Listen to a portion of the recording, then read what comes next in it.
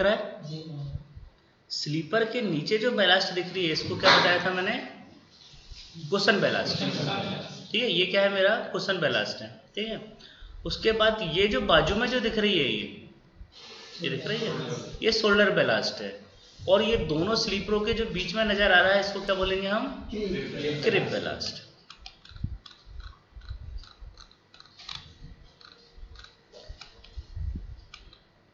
हमेशा देखो एक स्लीपर ये है, दूसरा स्लीपर ये है ना।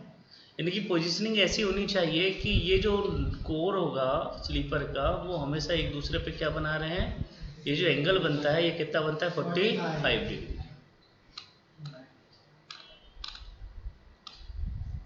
मैंने कुशन के बारे में आपको सारी चीज़ें बता दिया था।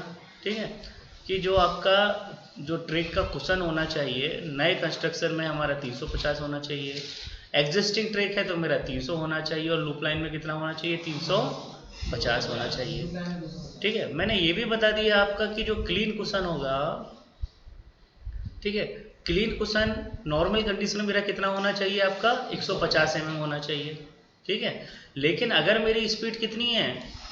अप टू 160, कहाँ से? 130 से 160 है, तो वहाँ पे मेरा क्लीन कुशन वहाँ पे 200 होना चाहिए। यहाँ पे भी स्प्रिंट है भाई, ये कितना होना चाहिए?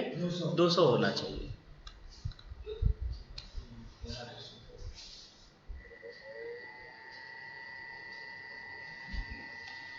अगर मेरी प्राइवेट साइडिंग है जिसकी स्पीड अप टू कितनी है? 50 है, तो वहाँ पे भी मेरा जो कुशन है वो कितना होगा? 300 mm। और अगर ये मेरी जो है स्पीड 50 से कैसी है? मोर देन है, तब कुशन कितना रहेगा मेरा? 350। अगर मेरी कोई साइडिंग भी है, साइडिंग में भी यदि मेरा स्पीड यदि अप टू 50 मतलब 50 से कम 50 तक है तो 300 का रहेगा, और 50 से यदि ज़्यादा की भी स्पीड है तो फिर कितने का हो जाएगा मेरा? 350 का।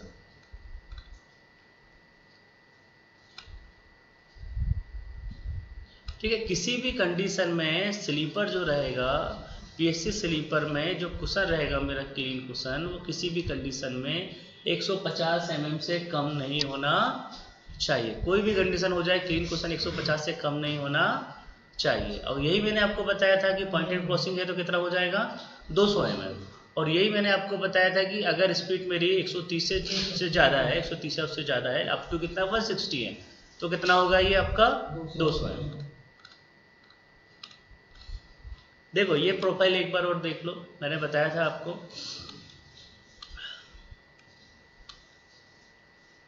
कि ये भाई ये देखो ये जो स्लोप दिख रहा है ना, ये क्या है? मेरा फॉर्मेशन है। मैंने फॉर्मेशन की विड्थ भी बताया था आपको, सिंगल लाइन के लिए 78-50, डबल लाइन के लिए 13-160, नए के कंस्ट्रक्शन के लिए सारी चीज़ें बता चुका हूँ। जो स्लोप होता है ये स्लोप है 1/30 का। ठीक है, और शोल्डर का जो स्लोप होता है, शोल्डर बैलास्ट का स्लोप होता है 1.5:1 का रहेगा। कितना रहेगा?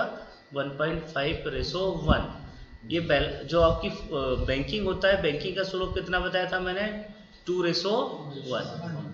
ठीक है, यहाँ पे एक चीज़ नहीं बताया था, मिस कर गया था मैं, इसमें बैलास्ट की क्वांटिटी। किसकी क्वांटिटी? बैलास्ट की। मतलब 1 मीटर रनिंग ट्रैक में मुझे बैलास्ट कितनी बैलास्ट लगेगी? 1 मीटर में मुझे बैलास्ट की क्वांटिटी कितनी लगेगी? तो अगर मेरा ट्रैक कैसा है? सीधा है। देखो सिंपल सी चीज़ है, कुशन मैंने बताया था 3, 250 का, 300 का और 350 का। जैसे जैसे कुशन बढ़ते जाएगा तो वैसे वैसे मेरी क्वांटिटी भी बढ़ती जाएगी। तो अगर मैंने देखो इसको 2 ब्लॉक में बांट दिया मैंने, जैसे देखो ये बटा हुआ है, ये हो गया मेरा स्ट्रेट का और ये हो गया मेरा कर्व का। ठीक है, अब 250, 300 और 350। तो अगर मेरा 250 का क्या है? कुशन है और स्ट्रेट में है, तो मेरे बैलास्ट की जो क्वांटिटी रहेगी वो रहेगी 2.03 क्यूबिक मीटर। कितनी रहेगी? 2.03 क्यूबिक मीटर। यही अगर मैं कर्व में चले जाऊंगा तो मेरी क्वांटिटी हो जाएगी 2.12 क्यूबिक मीटर। प्लेन में कितनी हो जाएगी? 2.03 क्यूबिक मीटर स्ट्रेट में 250 mm की। कर्व में कितनी हो जाएगी आपकी? 2.12। अब यही कुशन मेरा कितना हो गया? 300 mm का हो गया। तो ये कितना हो जाएगा भैया जी? ये हो जाएगा स्ट्रेट में 2.3 क्यूबिक मीटर। स्ट्रेट में कितना हो जाएगा 2.3 क्यूबिक मीटर। यही अगर मेरा कर्व है तो कर्व में हो जाएगा 2.4 क्यूबिक मीटर। यही अगर मेरा कितना हो जाएगा आपका 350 का क्वेश्चन है तो स्ट्रेट में हो जाएगा आपका कितना 2.5 क्यूबिक मीटर और कर्व में कितना हो जाएगा 2.6 क्यूबिक मीटर। मतलब सिंपल सी चीज है कि इसको आपको रटने की जरूरत नहीं है, सिर्फ क्या करना है हमको समझना है।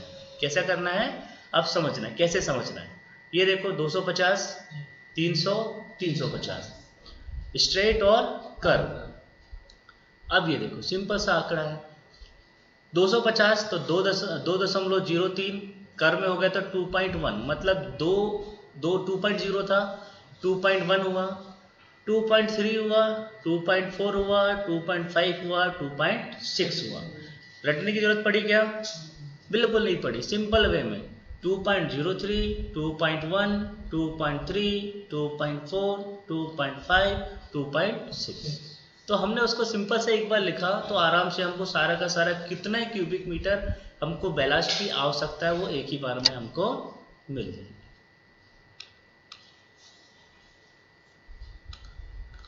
ये सारी चीजें तो मैं आपको बता दी हूँ, है ना। ये देखो 78-50 फॉर्मेशन सिंगल लाइन की चौड़ाई, ठीक है।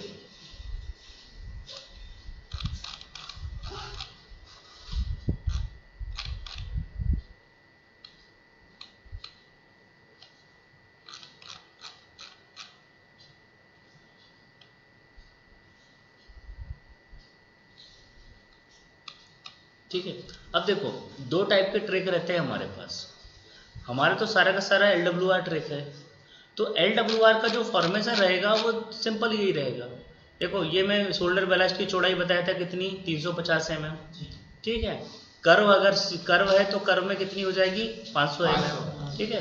ये देखो इसने बी में लिखा होगा ये देखो 350, ये सी में जो लिखा होगा ये कितना लिखा है 500 mm। ये किसकी बात हो गई जब मेरा ये LWR सेक्शन है सिंगल लाइन की। लेकिन यही अगर मेरा नॉन LWR सेक्शन हो जाएगा तो उसमें ये जो डिस्टेंस रहती है ये प्लेन में कितनी है देखो ये 305 रखी जाएगी, ओनली 305 रखी जाएगी। बाकी कोई यही सिंपल सा अंतर है, बाकी इसमें कोई ज़्यादा अंतर नहीं है।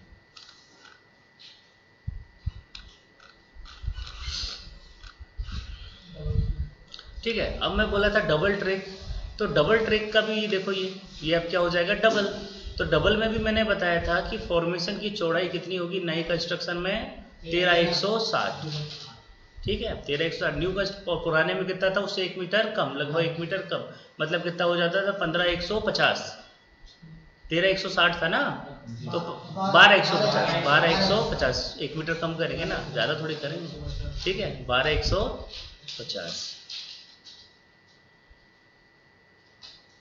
ठीक है।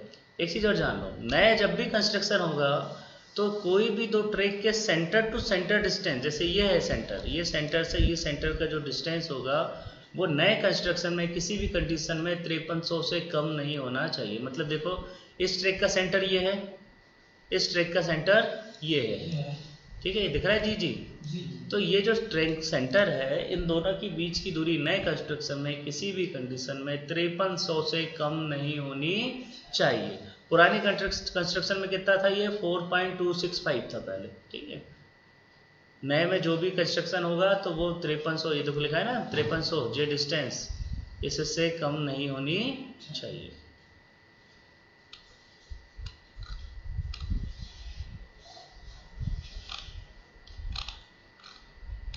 देखो ये वही चीज आ गई कि क्रॉस स्लोप जो मैंने बताया था कितना होना चाहिए नए कंस्ट्रक्शन में 1/30 का।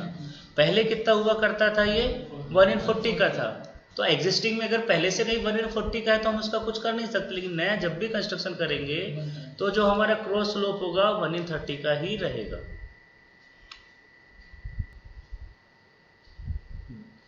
बैलास्ट, हाँ ये चीज देखो, shoulder screening prevent maintenance once in 3 year. Shoulder screening अगर हमारी डीप स्क्रीनिंग नहीं हो पा रही है तो 3 साल में एक बार मेरी शोल्डर स्क्रीनिंग हो जानी चाहिए, ठीक है। अगर मेरी डीप स्क्रीनिंग नहीं हो पा रही है तो 3 साल में एक बार क्या हो जानी चाहिए, मेरी शोल्डर स्क्रीनिंग हो जानी चाहिए। देखो डीप स्क्रीनिंग का मैंने क्राइटेरिया नए के हिसाब से बता दिया था कि डीप स्क्रीनिंग का क्राइटेरिया क्या था, जब भी क्वेश्चन मेरा मेन लाइन का 150 mm या हाई स्पीड ट्रैक है तो 200 mm या पॉइंटेड क्रॉसिंग है तो 200 mm से क्लीन क्वेश्चन मेरा कम हो जाएगा तो मुझे उसकी क्या कर देना है, डीप स्क्रीनिंग। और शोल्डर स्क्रीनिंग का क्राइटेरिया कितना है, 1 in 3 year, 3 साल में एक बार। Deep screening break down maintenance 10 year, पहले ये 10 ईयर हुआ करता था, ठीक है। पहले क्या होता था, 10 साल का होता था। पहले हम क्या करते थे, हर 10 साल में हम क्या कर देते थे, डीप स्क्रीनिंग करते थे। जैसे 10 साल होते तो फिर से डीप स्क्रीनिंग करना पड़ता था, लेकिन नए उसमें उसको चेंज कर दिया गया है और अब नए में हम डीप स्क्रीनिंग करेंगे उसकी क्लीन क्वेश्चन के आधार पे, कि जैसे ही उसका क्लीन क्वेश्चन मेरा 150 mm से कम हो जाएगा मेन लाइन का, तो मैं उसका क्लीन क्वेश्चन क्या कर दूंगा, उसकी क्या कर दूंगा, डीप स्क्रीनिंग कर दूंगा। और यही अगर मेरा हाई स्पीड है, 130 या उससे ज़्यादा की स्पीड वाला सेक्शन है, या मेरा टर्न आउट है, तो उसका क्वेश्चन 200 mm क्लीन क्वेश्चन होगा तो मुझे उसकी डीप स्क्रीनिंग करना है। 200 से कम होगा तो डीप स्क्रीनिंग करना है। लेकिन वही अगर आपका लूप लाइन है, वही आपकी क्या है, लूप लाइन, तो लूप लाइन में आज भी आप 10 साल के बाद ही डीप स्क्रीनिंग करोगे। कितने साल के बाद, 10 साल के बाद, 10 साल या 500 GMT।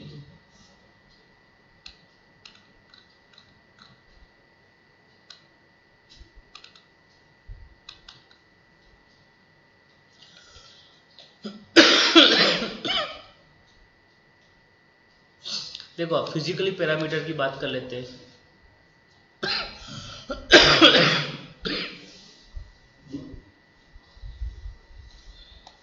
सबसे पहली चीज है, हम शेप की बात करते हैं।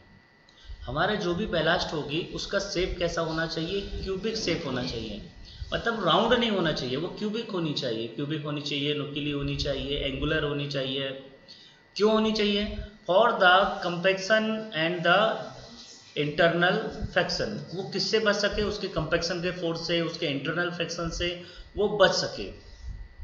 Round ballast can't be compact, और यदि राउंड बैलास्ट हो जाएगी तो वो क्या होगा, हमारी कंपैक्ट नहीं रह पाएगी, एक दूसरे स्लिप होगी ना, कंपैक्ट नहीं रह पाएगी, ठीक है। और क्या हो जाएगा, हेल्प्स टू एनहेंस द रिटेनिविटी, ठीक है, वो रिटेन कर पाए, प्रॉपर रिटेन कर पाए। इसलिए उसका शेप कैसा होना चाहिए हमारा, हमेशा बैलास्ट का शेप कैसा होना चाहिए, क्यूबिक शेप में होना चाहिए, नुकीला होना चाहिए, कोनिक होना चाहिए, ठीक है।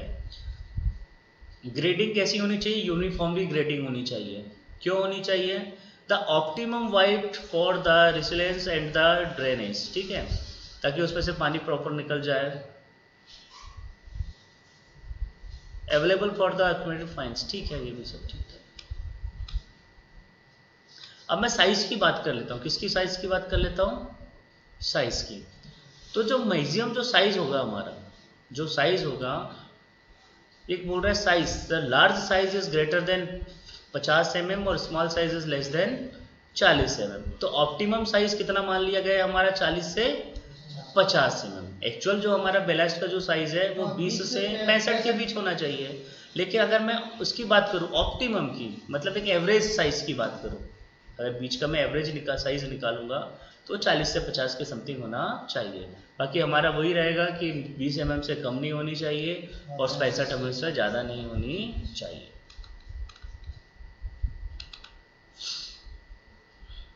मैकेनिकल पैरामीटर, तो देखो हार्डनेस की बात करेंगे तो resistance to the abrasion attrition required for the last damage breakage during the maintenance, this is the measured by Los Angeles abrasion value, ठीक है। तो जो उसकी हार्डनेस जो चेक होती है, जो उसकी हार्डनेस चेक होती है बैलास्ट की, वो किस मेथड से चेक होती है भैया जी, लॉस एंजल्स एब्रेशन वैल्यू से। जो उसका लॉस एंजल्स जो एब्रेशन वैल्यू टेस्ट होता है उससे उसकी क्या चेक होती है, आपकी हार्डनेस। टफनेस किससे चेक होगी भैया जी, तो टफनेस उसकी इम्पैक्ट टेस्ट से टेस्ट होती है, किससे, impact test. The resistance of the fracks the under the impact load, this the measured by the impact test. तो इसको किससे करते हैं, इम्पैक्ट टेस्ट। ये क्वेश्चन आते हैं एग्जाम में कि भैया टफनेस किससे चेक करेंगे, तो टफनेस बैलास्ट की हम चेक करेंगे इम्पैक्ट टेस्ट से। हार्डनेस कैसे चेक करेंगे, तो हार्डनेस हम लॉस एंजल्स एब्रेशन वैल्यूज निकालेंगे, उससे हम उसकी क्या निकालेंगे, हार्डनेस देखेंगे।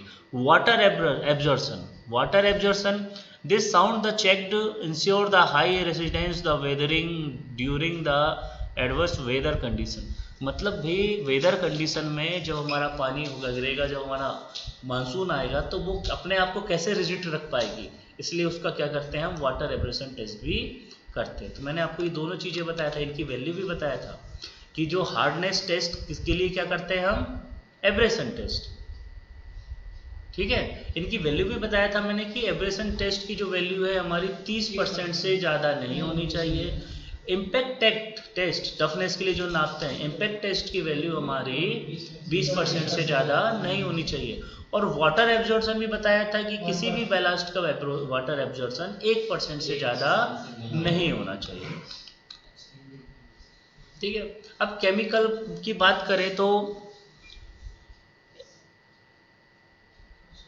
inertness, this should be the check to ensure the ballast is the chemically inert and the inactive from the decomposition।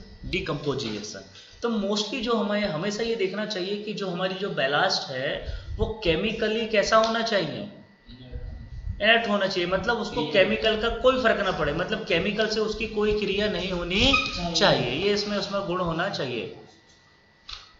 तो मोस्टली जो होता है केमिकली एक रहेगा और बाकी जो मैकेनिकल जो है ये 3 प्रॉपर्टी होनी चाहिए। हार्डनेस टेस्ट के लिए हम क्या करते हैं, Los Angeles abrasion value test करते हैं। टफनेस के लिए हम क्या करते हैं, इम्पैक्ट टेस्ट करते हैं, ठीक है।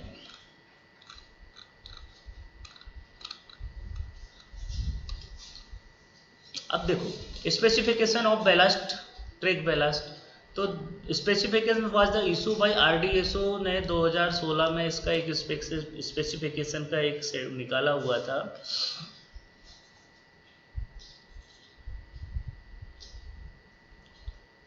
जनरल क्वालिटी, बेसिक क्वालिटी, ये सब मैं आपको बता चुका हूँ, है ना।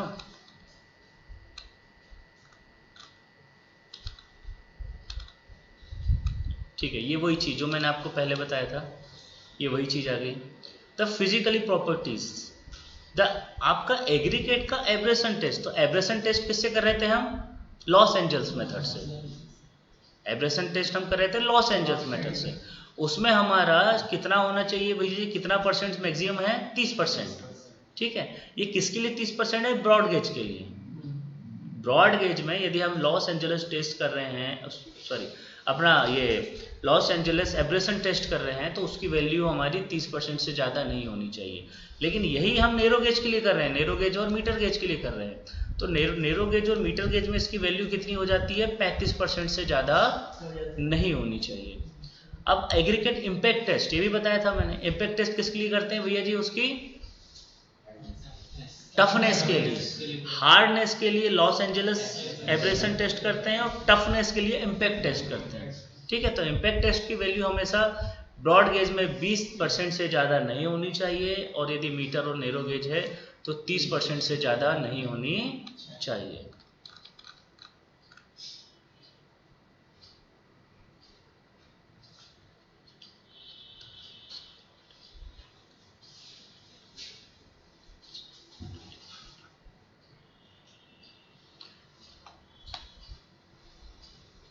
ठीक है, एक चीज़ और ये बोल रहा है कि भैया the expectation case of the relaxation technical and the economical ground, technical और इकोनॉमिकल ग्राउंड में इसको थोड़ी सी छूट दी गई है कि भैया अप टू 35% कौन सा वाला टेस्ट हमारा था, एब्रेशन टेस्ट, और अप टू 25% कौन सा हमारा, इम्पैक्ट टेस्ट। ये हम उसको परमिसिबल कर सकते हैं 35 और 25 तक, लेकिन किसके आदेशानुसार, वही चीफ इंजीनियर साहब CTE के अनुसार, चीफ ट्रैक इंजीनियर यदि हमको अप्रूवल देते हैं। ये चीज़ मैं आपको बता चुका हूँ कि अगर चीफ ट्रैक इंजीनियर बोलेंगे तो एक्चुअल देखो abrasion value 30% maximum, impact value 20% maximum, लेकिन अगर हमें CT साहब बोलेंगे तो उसको हम 5-5% बढ़ा सकते हैं। तो हमारी जो आपकी एब्रेशन वैल्यू है वो 35% हो जाएगी और इम्पैक्ट वैल्यू कितनी हो जाएगी आपकी 25%। ये भी मैं आपको बता चुका था कि वाटर एब्जॉर्प्शन जो होगा वो कितना होना चाहिए भैया जी, नॉट मोर देन 1%, 1% से ज़्यादा नहीं होना चाहिए। अब इसमें भी वही कंडीशन आ जाएगी, लेकिन अगर हमारे सीटी साहब बोलते हैं तो इसको रिलैक्सेशन कहाँ तक दिया गया है, 2.5%। नॉर्मल कंडीशन में 1% से ज़्यादा वाटर एब्जॉर्प्शन नहीं होना चाहिए, लेकिन अगर हमारे सीटी साहब के आदेश अनुसार, ठीक है, इसकी वैल्यू को कहाँ तक बढ़ा सकते हैं हम, 2.5% तक बढ़ा सकते हैं।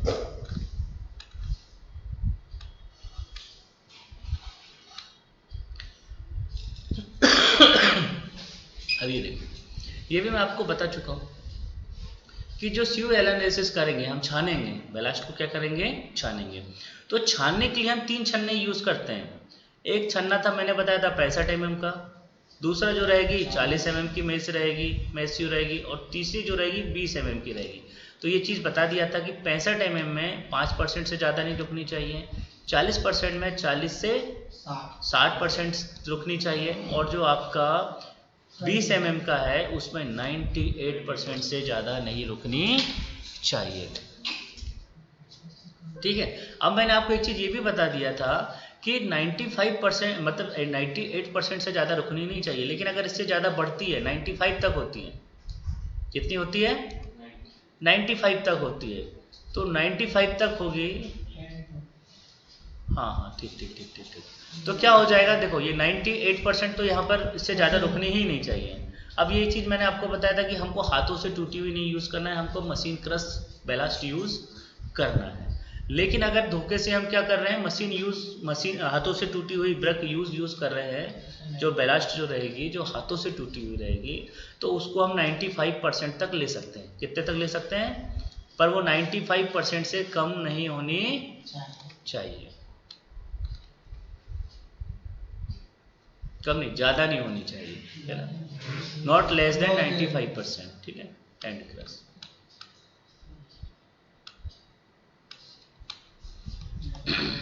अब ये देखो, reduce of payment over size. अगर मेरी बैलास्ट, मैंने आपको एक चीज़ बता दिया था कि अगर मेरी बैलास्ट की साइज कैसी है, ओवर है, कम है, तो हमको तो लेना ही नहीं है। अगर किसी कंडीशन में मेरा जो साइज है वो कैसा हो जाएगा, आपका ओवर हो जाएगा, मतलब 65 mm से ज़्यादा है, वो भी मैंने क्या बताया था कि 65 mm की छन्नी में कितना रुकना चाहिए, 5%। लेकिन अगर 5% से ज़्यादा रुकता है, 5% से कैसा रुकता है, ज़्यादा रुकता है, और 5% से कितना ज़्यादा रुक रहा है, वो 10% तक रुक रहा है। कितना रुक रहा है, 10। तो मैंने आपको बताया था कि 5% रिड्यूस द कॉन्टेक्ट रेट, जो भी कॉन्ट्रैक्टर रेट होगा उसमें हम कितना परसेंट कम कर देते हैं, 5%। ये सब आपको मैं बता चुका हूँ, ठीक है।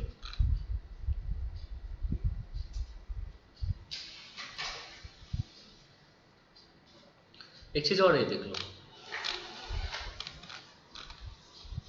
In case ballast retain on the 40 mm square mesh you the machine crushed only the exceed to 60% limit pressed above the payment at the following reduced rate, it's made the false take in the addition of the reduction of workable। ठीक है, अब देखो, अगर 60%, हमने ये कह रहे हैं कि हमारी जो क्वांटिटी होनी चाहिए 40 और 60 के बीच में होनी चाहिए।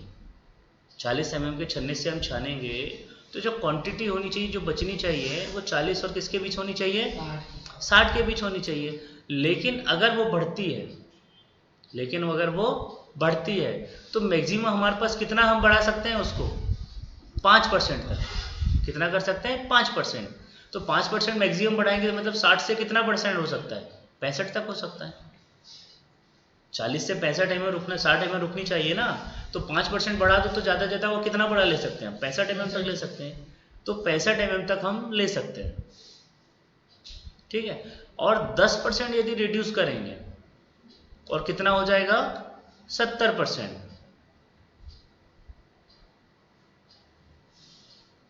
तो इस कंडीशन में क्या रहेगा, जो कॉन्ट्रैक्टर रेट रहेगा उसमें हम क्या कर देंगे, कमी करेंगे। कितना कर देंगे, 10% की कमी कर देंगे। ये चीज समझ में आई नहीं आई, ये बताओ, ठीक है। जितना परसेंट कम होगा, जैसे सपोज मैंने मान लिया कि मेरा जो 60% तक मुझे लेना है, अब मुझे जो मिल रही है वो कितनी मिल रही है, 65%। तो 65% मिल रही है, मतलब 5% ज़्यादा मिल रही है, तो उसकी मैं कितनी कमी मैं कर दूंगा, उसके कॉन्ट्रैक्टर में 5% की कमी, जो भी उसका रेट होगा उस रेट में 5% की मैं क्या कर दूंगा, कमी कर दूंगा।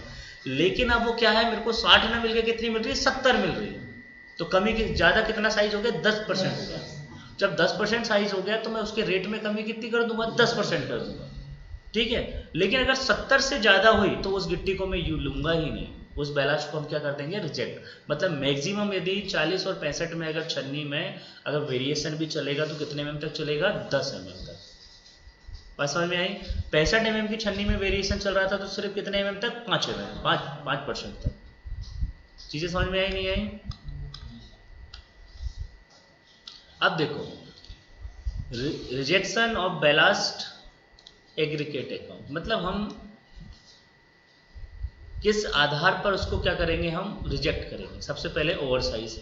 अब ओवर साइज है तो कितना ओवर साइज है भाई, When the ballast retain in 65 mmcu 10%। अगर देखो ये मेरा 5% रुकना चाहिए 65 mm में, 10 mm तक चलो मैं सीटी साहब के कहने पे रख लूंगा, लेकिन अगर ये 10% से ज़्यादा रुक गया, 10% से कैसा हो गया, ज़्यादा रुक गया, तो उसको हम साइज के आधार पे क्या कर देंगे, फेल कर देंगे। बात समझ में आया। अगर 65 mm के छन्ने में 10% से ज़्यादा यदि हमारा बैलास्ट रुक गया तो ओवर साइज के आधार पर उसको क्या कर देंगे, हम रिजेक्ट कर देंगे। दूसरी कंडीशन, अगर 40 mm के छन्ने से हम छाल रहे हैं और उसमें हमारा कितना रुकना चाहिए, 40 से 60%, तो 70% तक तो हम ले लेंगे, लेकिन 70% से अगर वो ज़्यादा रुक गया तो उसको भी ओवर साइज के हिसाब से हम उसको क्या कर देंगे, रिजेक्ट कर देंगे। तो ओवर साइज में के रूप में रिजेक्ट करने की दो कंडीशन, जब 65 mm की छन्नी में 10% से ज़्यादा हो जाए और 40 mm की छन्नी में किससे ज़्यादा हो जाए, 70% से ज़्यादा हो जाए। अब ये हो गया ओवर साइज। अब बात करेंगे किस साइज की, अंडर साइज की। तो अंडर साइज की बात करेंगे तो हम 40 mm के छन्ने में यदि 40% से ज़्यादा से कम हो जाए, 40 mm के छन्ने में अगर 40% से कैसी आ जाए, कम आ जाए, तो उसको भी हम कैसा कर देंगे, रिजेक्ट कर देंगे। और 20 mm के छन्ने में 98% से कम आए, किससे कम आए 98% से कैसी आ जाए, कम आ जाए, तो उस बैलास्ट को भी हम क्या कर देंगे, रिजेक्ट कर देंगे। बात समझ में आई। और दूसरी क्या थी, 20 mm के छन्ने में अगर कैसी है, मेरी हेड ब्रोकन है, हाथों से टूटी हुई है, तो उस कंडीशन में 95% से कम होगी तो उसको भी हम क्या कर देंगे, रिजेक्ट कर देंगे। तो रिजेक्ट होने के दो चीज़ें बताया, एक ओवर की वजह से ओवर साइज और एक अंडर साइज। ओवर साइज में देखेंगे तो हमने देखा था 65 mm की छन्नी में 10% से ज़्यादा नहीं होना चाहिए, 40 mm की छन्नी में 70% से ज़्यादा नहीं होना चाहिए। अंडर साइज की बात किया था तो 40 mm की छन्नी में 40% से कम नहीं होना चाहिए और 20 mm की छन्नी में मेरा 98% से कम नहीं होना चाहिए। यदि हाथों से टूटी हुई बैलास्ट यूज़ कर रहे हैं तो 10 mm की छन्नी में 95% से कम नहीं होनी चाहिए। तो ये उसकी अंडर साइज की वजह से हम उसको रिजेक्ट कर देंगे। अब श्रंकिंग अलाउंस, तो उसका जो श्रंकिंग अलाउंस होता है परमिट कहाँ तक है, 8% तक। जो बैलास्ट जो होगा, बैलास्ट का जो श्रिंकेज अलाउंस है, बैलास्ट का श्रिंकेज अलाउंस कितना परसेंट तक परमिसिबल है, 8% तक, अप टू कहाँ तक, 8%। ठीक है। श्रिंकिंग बैलास्ट मतलब जो बैलास्ट होगा उसका श्रिंकिंग अलाउंस कहाँ तक परसेंट है, अप टू 8%।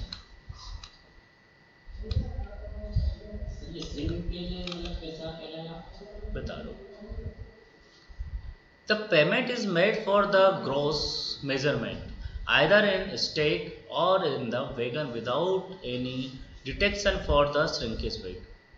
However, देखो क्या होता है, बैलास्ट का जब पेमेंट का मेजरमेंट करोगे तो दो टाइप से करते हो, या तो आप उसको क्या करोगे, ओपनली उसका फैलाते हो और फिर मेजरमेंट करते हो, और दूसरा क्या करते हो, उसको वेगन में ही ले लेते हो, मेजरमेंट कर लेते हो। तो उसके मेजरमेंट में कुछ तो अंतर आएगा ना, 100% तो एक्यूरेसी नहीं आएगी, तो वो जो अंतर जो भी आएगा उसी को संकेज कहा जाता है, संकेज अलाउंस का। तो कितना परसेंट मैक्सिमम है, 8%, उससे ज़्यादा नहीं होना चाहिए। इससे कम है तो वो ठीक है, उससे ज़्यादा हमारा अंतर नहीं आना चाहिए। Sinkage the permitted distance by the configuration verification the booked quantity. तो जो भी हमारी बुक्ड क्वांटिटी, जैसे सपोज जिस क्वांटिटी में मटेरियल हमारे पास आया, हम वैगन में नाप रहे हैं, यहाँ नाप रहे हैं, तो उसमें जो भी हमारी जो कमी होगी या जो भी श्रंकेज होगा वो किसी भी कंडीशन में मेरा 8% से ज़्यादा नहीं होना चाहिए। उससे ज़्यादा होगा तो भैया आपने कम बैलेंस पहुँचाया है, उसको क्या करेंगे हम रिजेक्ट कर देंगे। 8% तक तो हम सह लेंगे। अब मेथड ऑफ CuLSS हमने पढ़ चुका है भाई, ठीक है। अब एक चीज़ देख लेते हैं, जो आपकी स्यू होती है जिसकी हम बात कर रहे हैं बार बार, छन्नी की। तो जो छन्नी होती है सेम इस टाइप का छन्ना रहता है, दिख रहा है ये इस टाइप का छन्ना रहेगा। इस छन्ने में हम क्या करेंगे, बैलास्ट। अभी अलग अलग साइज की रहेगी, 20 mm का छन्ना रहेगा, 40 mm का छन्ना रहेगा और 65 mm का छन्ना रहेगा। अलग अलग छन्ने में हम उसको क्या करेंगे, छानेंगे। अब देखो ये जो सन्नों का जो छन्ने का जो साइज होता है, अंदर जो छन्ने का क्या हो जाएगा साइज, तो हमने क्या बताया कि हमारे छन्ने का साइज क्या है, 65 mm है, 40 और 20 है, ठीक है। तो इसमें जो साइज रहेगा, जो इसका जो साइज रहेगा, इसमें थोड़ा सा जैसे हम कहें कि इसमें क्या होना चाहिए भैया जी, इसकी जो थिकनेस होती है, साइज की प्लेट की जो थिकनेस होती है, ठीक है। तो जो 65 mm का जो छन्ना रहेगा उसकी थिकनेस कितनी रहेगी हमारी, 3 mm। 40 mm के छन्ने की थिकनेस कितनी रहेगी, 2 mm। और 20 mm के छन्ने की थिकनेस कितनी रहेगी, 2।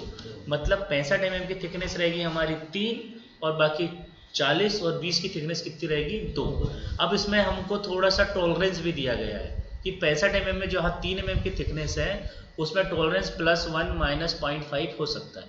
मतलब 3 mm से 1 mm आपका बढ़ भी सकता है, मतलब 40 तक 4 mm भी हो सकता है और 2.5 mm तक चल सकता है। मतलब यदि 65 mm का छन्ना है तो 2.5 से कितना हो सकता है, 4 mm तक। लेकिन जो आपका 40 और 20 mm के हैं जिसकी 2 mm की थिकनेस चाहिए, उसका टॉलरेंस कितना होना होगा हमारा, 1.5 से 2.5 हो सकता है। 1.5 से 2.5 उसकी मोटाई हो सकती है।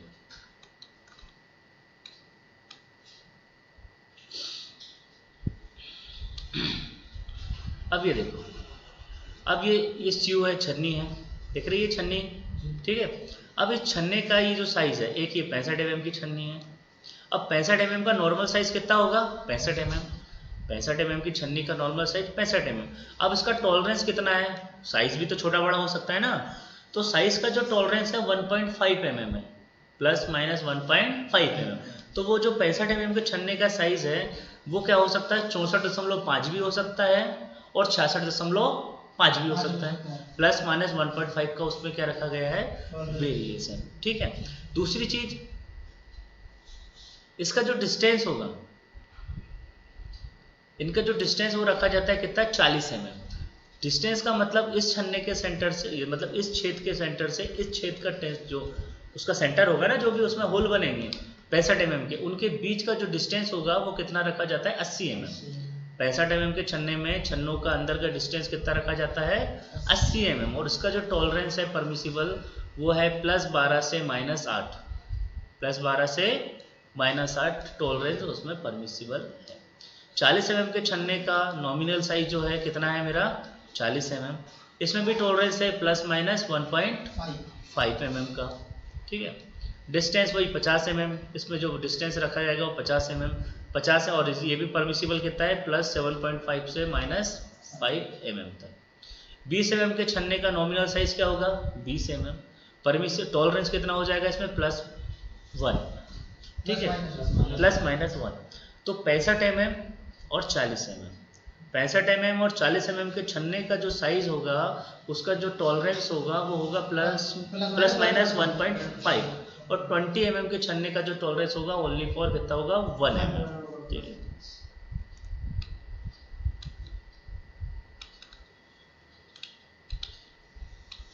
ठीक, उसके बाद जो स्यू का फ्रेम होगा, the frame of the test sieve shall be the manufacture from the hardwood, steel sheet and brass seat.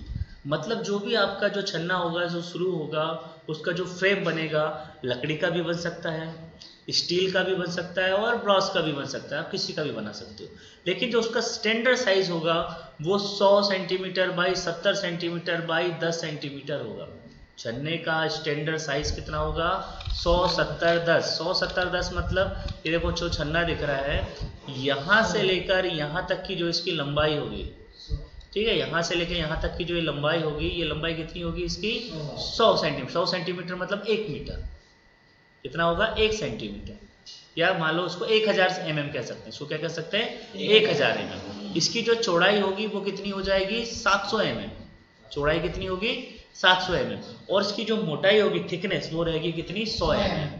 ठीक है, जो स्टैंडर्ड जो छन्ना रहेगा उसका जो साइज रहेगा 1000 mm by 700 mm by 100 mm। ठीक है, एग्जाम में अगर इसका छन्ने का साइज पूछता है कि भैया बेलास्ट में हम जो स्लो एनालिसिस करते हैं उसके छन्ने का साइज क्या है, तो छन्ने का साइज आप बता सकते हो 1000 mm बाई 700 mm और 100 mm।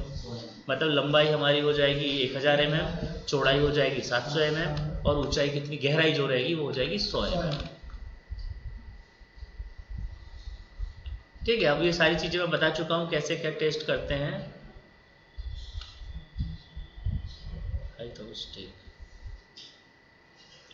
ठीक है, अब अगली बात कर लेते हैं method of measurement, stack measurement.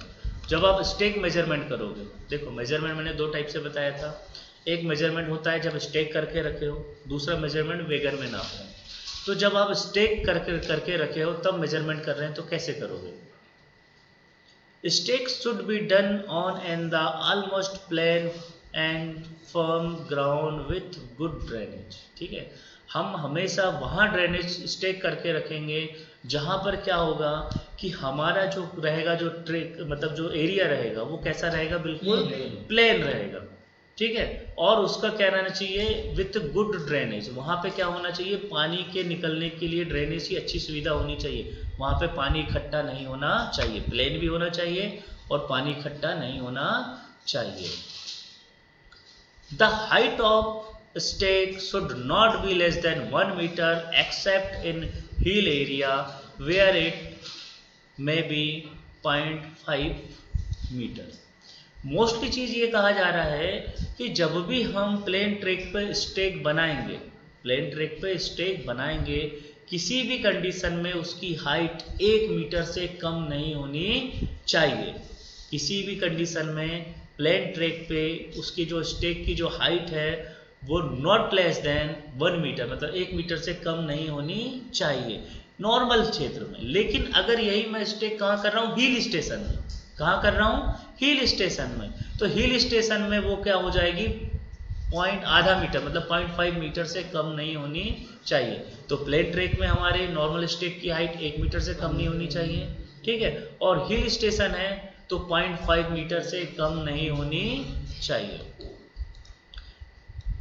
The top width of the stake should not be less than 1 meter and should be kept the parallel of the ground। ठीक है, जो टॉप की जो विड्थ होगी वो 1 मीटर से कैसी नहीं होनी चाहिए, कम नहीं होनी चाहिए।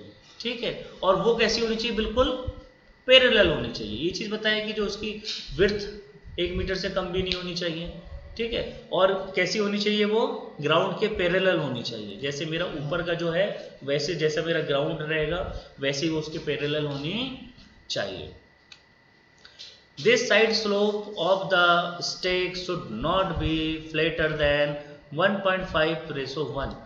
मतलब जब हम स्टेक लगाएंगे तो दोनों चारों तरफ ऐसा ढलान देंगे ना, तो वो जो ढलान रहेगी किसी भी कंडीशन में 1.5:1 से कैसी नहीं होनी चाहिए, फ्लैटर नहीं होनी चाहिए।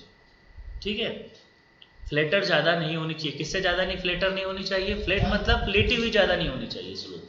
ठीक है, किससे ज़्यादा नहीं होनी चाहिए, 1.5:1 से।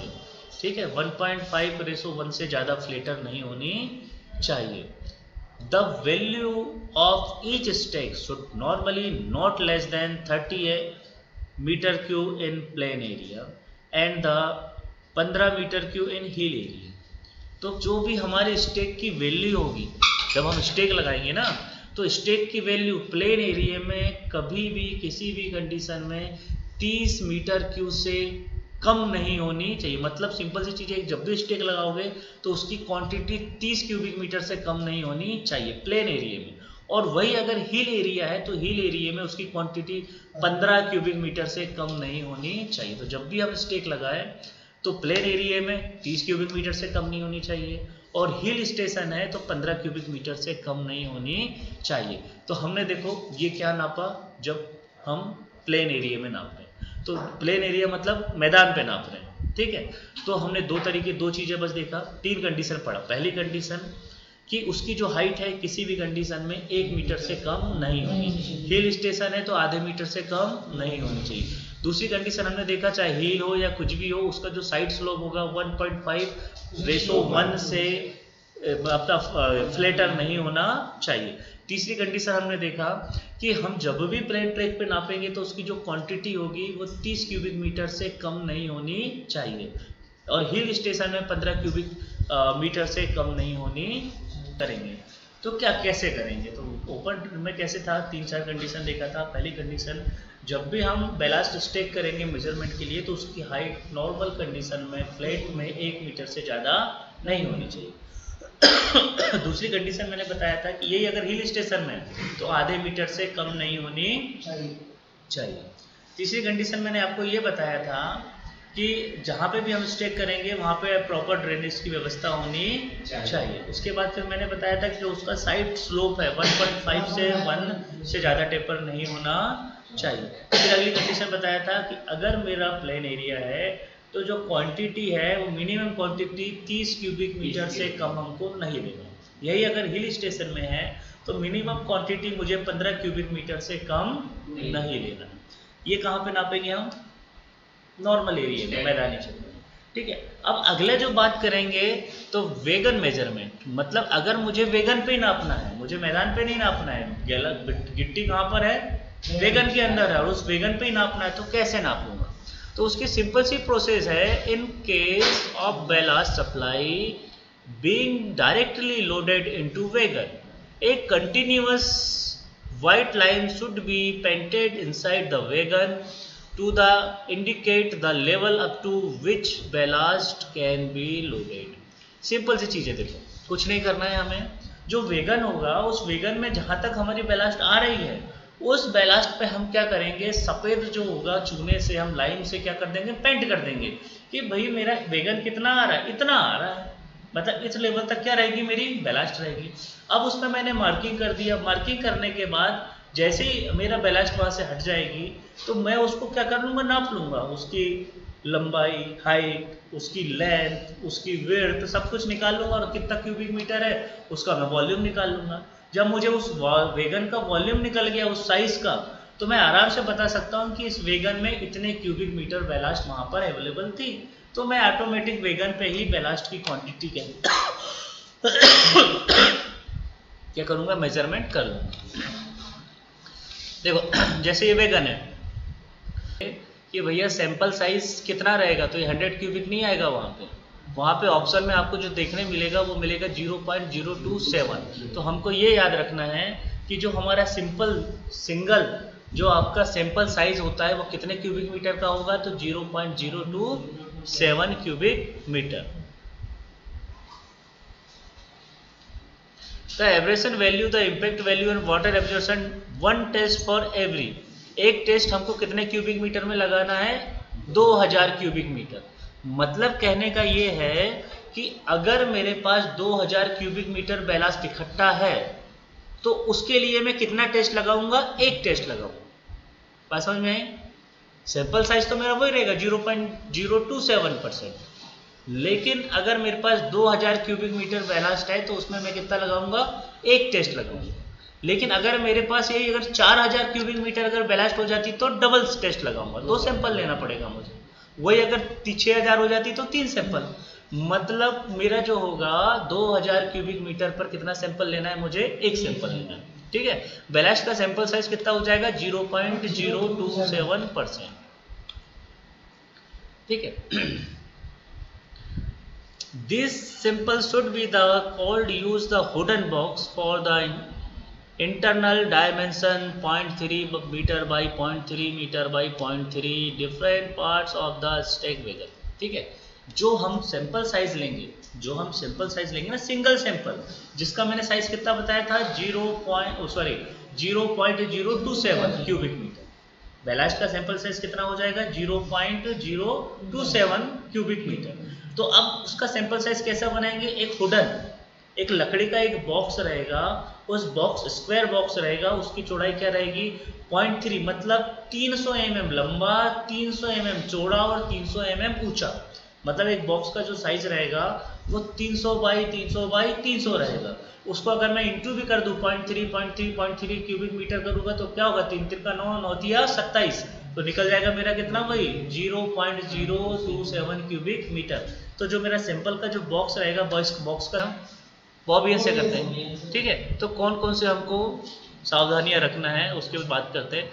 Accident of ballast train the occurs the primary due to following reason. अगर बेलास्ट में यदि एक्सीडेंट हो रहा है तो निम्नलिखित कारणों से होता है, उसको हम देखते हैं कौन कौन से। The observe obstruction over the track with the excessive unloading of ballast. मतलब यदि हम जितना हमको चाहिए उससे ज़्यादा यदि बेलास्ट अनलोड कर देंगे तो हमारे वैगन कैसे हो जाएंगे, उठ सकते हैं, ऊपर उठने की चांस होते हैं। Jumping of flange by the jamming of flange with between running rail and the check rail at the location like point and crossing, level crossing, ठीक है। देखो हमारा जो फ्लैंज होता है वो जाम हो सकता है चेक रेल के अंदर, अगर गिट्टी चली जाएगी, पॉइंट एंड क्रॉसिंग के अंदर चली जाएगी तो वहाँ पे भी हमारे एक्सीडेंट होने के चांस हो सकते हैं। Partial unloading of wagon leading on the unevenness unloading. जब भी आप अनलोड करो वेगन को तो एक साथ दोनों तरफ से खुलना चाहिए, दोनों गेट होते हैं, एक लेफ्ट और एक राइट, तो दोनों तरफ से हमारा एक साथ कैसी होनी चाहिए, अनलोड होनी चाहिए। पता चले वन साइड का गेट ही नहीं खुला, वन साइड हमने पूरी अनलोड कर दी है, तो वो कैसा होगा, पार्शली अनलोड हो जाएगा, ताकि उसका लोड कैसा होगा, वन साइड हो जाएगा, तो वो वेगन भी कभी भी वहां पर गिर सकता है। Derailment on the account the above reason can be the avoid with the alternance of the staff during after unloading, ठीक है। तो ये जितनी भी ऊपर जो दिया हुआ है इसको कैसा, ये सारी सावधानियों को हमको रखना है, स्टाफ को भी हमको ये सारी चीज़ें बताना है और विद सेफ्टी के साथ सारा का सारा काम हमको करना है। अब following practice shall be taken the ballast, मतलब हमको जब भी हम बेलास्ट अनलोडिंग करें तो जो नीचे निम्नलिखित जो प्रैक्टिस है इसको हमको ध्यान में रखते हुए हमको बेलास्ट अनलोड करना है। अब क्या क्या हो जाएगा, unloading of ballast shall be done under the supervision not below the JE, ठीक है। जब भी हम बेलास्ट अनलोड करें बोबियन से तो कभी भी सुपरविजन जो होगा जेई से कम लेवल का नहीं होना चाहिए, कम से कम वहाँ पे जेई पीडब्ल्यूआई होना चाहिए। DMT must be manned by guard, ठीक है। तो जो डीएमटी होगी गार्ड के द्वारा मस्ट भी होनी चाहिए। DMT must be the accompanied by the blacksmith for the handing jamming gear और डोर फ्लैप्स इफ एनी। अगर कोई जाम वाम है तो उसको क्या करना चाहिए हमको, जैसे हमारा जो भी हमारी मशीन है उसका यदि कोई डोर जाम हो गया तो उसको हमको लोहा से पहले से ही क्या कर लेना चाहिए, रमा कर लेना चाहिए, खोल लेना चाहिए। Ensure the safety equipment of the first aid box is available with the supervisor and gang are is going working under in the update condition। जब भी हम बोबियन में जाए तो हमारे पास सुपरवाइजर के पास फर्स्ट एड बॉक्स होना चाहिए, वो भी अपडेटेड, ऐसा नहीं कि पुरानी पट्टियाँ रखी है, पुरानी एक्सपायरी गोलियाँ रखी हुई है, इस टाइप से नहीं, टोटल अपडेट हमारे पास फर्स्ट एड बॉक्स होना चाहिए। Proper planning of the unloading ballast cooper should be done by PWI. Advance and clear signal should be so the driver to stop and the expect the required location, ठीक है। पहले से ही advance में PWI को planning करके जाना चाहिए कि उसको कहाँ बैलास्ट गिराना है। वो जो आपका ड्राइवर को जो भी सिग्नल देगा, स्टॉप कहाँ रुकना है, क्या रखना है, वो प्रॉपर सिग्नलिंग होनी चाहिए, प्रॉपर उसको बताना चाहिए, ठीक है। अगर उसको पहले से पता रहेगा कि भैया यहाँ गिराना है तो वो सही जगह गिरा देगा, नहीं तो ऐसा लगेगा कि कहीं गिरा है कहीं नहीं गिर रहा है, इस टाइप से कंडीशन आ जाएगी। Ensure proper brake power on track before the entire block section. Entire block section में जाने से पहले उसकी ब्रेकिंग पावर जरूर चेक कर लेना चाहिए कि बोबियन में प्रॉपर ब्रेक लग रहे हैं या नहीं लग रहे हैं, क्योंकि ब्रेक भी वहीं होते हैं, गाड़ी के अगर ब्रेक होते हैं तो वो भी उसके बाजू में होते हैं। पता चले नया नया स्टाफ आया है, उसने उसके वैगन को रमा करने के चक्कर में उसी को रमा कर दिया और ब्रेकिंग फ्री कर दिया। ठीक है, तो ऐसी कंडीशन में एक बार चलने के पहले ब्रेकिंग पावर भी चेक कर लेना चाहिए कि हमारी गाड़ी का सही ब्रेक काम कर रहे हैं या नहीं कर रहे हैं। If ballast and the unloaded by the contractual agency, ensure the contractor, supervisor and laborers are the counsel above the safety rules. अगर हम कॉन्ट्रैक्टर से ये चीज़ें हम अनलोड कर रहे हैं तो हमको ये भी कंसिडर कर लेना चाहिए कि जो उसका कॉन्ट्रैक्टर का सुपरवाइजर है, जो उसकी लेबर है, उसको सेफ्टी के बारे में हमको पहले से ही क्या कर लेना चाहिए, काउंसिल कर लेना चाहिए। Before entire into block section opening the door should be checked, and if all the door of any bobian not open the properly, unloading should not be done, follow the wagon the CNW staff। अगर हमारा कोई भी door नहीं खुल रहा है, जैसे किसी भी वैगन है, वैगन का एक साइड का डोर खुल रहा है, एक साइड का नहीं खुल रहा है, तो ऐसे वैगन को हमको खाली नहीं करना है, उसको CNW स्टाफ को बता देना है कि भैया उसको आप रमा कर लो, या जो भी दिक्कत है उसको बताना है। Ensure protection of the ballast train as per rule के अनुसार हमको प्रोटेक्शन कर लेना है। Doors of ballast train must be open the slowly, जब भी आप डोर उसका ओपन करोगे तो धीरे धीरे आपको ओपन करना है। ACJ should be the clear for the stone ballast after the unloading, after unloading के बाद यदि ACJ में कहीं अगर जाम फंस गई है, गिट्टी फंस गई, तो उसको क्लियर कर लेना चाहिए। Ensure that the unloaded ballast from train should be kept clear of the moving the dimension in the required suitable speed the system। ठीक है, हमेशा बैलास्ट अनलोडिंग के बाद ये श्योर कर लेना चाहिए कि जो भी मूविंग डायमेंशन है गाड़ी का, अदर ट्रेन का, उतना उसका जो है वो पूरा क्लियर क्राइटेरिया होना चाहिए, उससे बैलास्ट हमारी टकरानी नहीं चाहिए। डू नॉट अलाउ, अब क्या अलाउ नहीं है भैया जी, do not allow the safety category staff for unloading works whose the refresher course is due। उस स्टाफ को बैलास्ट अनलोड नहीं करना चाहिए जिसका रिफ्रेशर ड्यू हो गया है। अगर या तो इंडक्शन किया हो, ऐसा भी कर्मचारी नहीं करेगा जिसने इंडक्शन कोर्स नहीं किया है, और ऐसा भी कर्मचारी बैलास्ट अनलोडिंग नहीं करेगा जिसका रिफ्रेशर ड्यू हो गया है। Do not DMT at the speed higher the 8 to 10 kilometre during the unloading. कभी भी जब भी हम बैलास्ट अनलोड करेंगे तो हमारी जो स्पीड होगी वो 8 से 10 kmph से ज़्यादा नहीं होनी चाहिए। कभी भी 8 से 10 kmph से ज़्यादा की स्पीड में हमको बैलास्ट अनलोड नहीं करना है। DMT shall move only for facing direction while unloading, pushing back is not allowed। जब भी हम बॉबियन खाली करेंगे तो हमेशा फेसिंग डायरेक्शन में करना है, मतलब आगे की तरफ चलते हुए।